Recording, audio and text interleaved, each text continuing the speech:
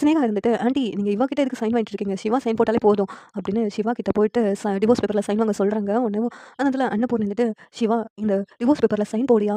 இந்த டிவோர்ஸ் பேப்பர்ல நீ சைன் போட்டா தான் அந்த சிந்துவ உன் வாழ்க்கையிலருந்து தூக்கி எறிய முடியும். இங்க பாருயா, இந்த பெரியம்மா உன் வாழ்க்கைக்கு எது நல்லதோ அத தானே செய்வேன்.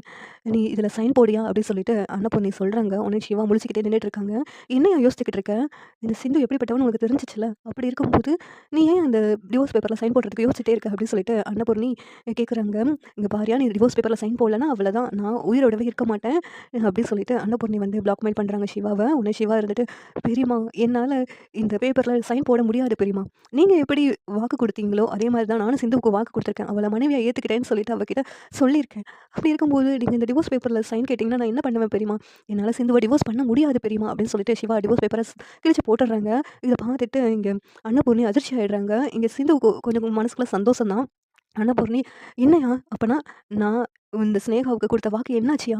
அப்படி சொல்லிட்டு கேட்குறாங்க. "பெரியம்மா, அந்த சினேகாவுக்கு நீங்க வாக்கு குடுத்ததெல்லாம் எதுக்காக நீங்க பெருசா நெனைக்கிறீங்க பெரியம்மா? நான் சிந்துவோட சேர்ந்து வாழணும்னு ஆசைப்படுறேன் பெரியம்மா. என் ஆசைய நீங்க நிறைவேத்துவீங்கன்னு எனக்கு நம்பிக்கை இருக்கு. என்ன சொல்றீங்க பெரியம்மா?" அப்படின்னு சிவா கேட்குறாங்க. உடனே அன்னபூர்ணி வந்துட்டு, "குடுத்த வாக்க என்னால காப்பாத்த முடியலையே! சிவா, நீ இப்படி ஒரு முடிவு எடுப்பேன்னு நான் கொஞ்சம் கூட எதிர்பார்க்கல." அப்படின்னு அந்த இடத்துல மயக்கம் போட்டு விழுந்துடுறாங்க. உடனே சிவா வந்துட்டு, "என்னாச்சு பெரியம்மா? என்னாச்சு பெரியம்மான்னு?" சொல்லிட்டு பார்க்குறாங்க. அந்த இடத்துல மகாவும் வந்துட்டு, "இங்க பாரு சிவா, உன்னால தான் உங்க பெரியம்மாவுக்கு இப்படி ஆயிடுச்சு. உங்க பெரியம்மாவ நீ மதிக்கிறதெல்லாம் பொய்யா?